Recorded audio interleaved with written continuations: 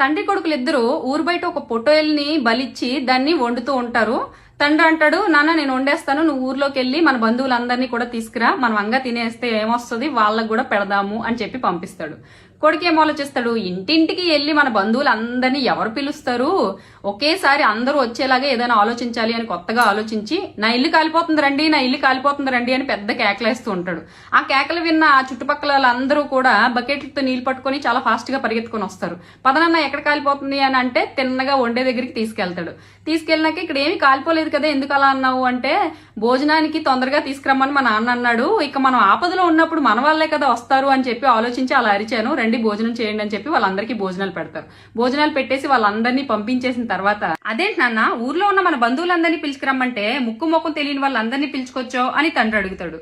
కొడుకు అంటాడు, చిన్నప్పటి నుంచి మీరు నాకేం చెప్పారు, మనం కష్టంలో ఉన్నప్పుడు ఎవరైతే ఒక అడుగు ముందుగా వస్తారో వాళ్ళే మన అసలైన బంధువులు ఆత్మీయులు అని చెప్పారు కదా, అందుకే ఊర్లోకి వెళ్ళి నాకు కష్టంగా ఉంది అని అరిస్తే ఎవరైతే ముందుగా వచ్చారో వాళ్ళని తీసుకొచ్చాను, మరి అప్పుడు వాళ్ళే కదా మన బంధువులు అవుతారు అని అంటాడు.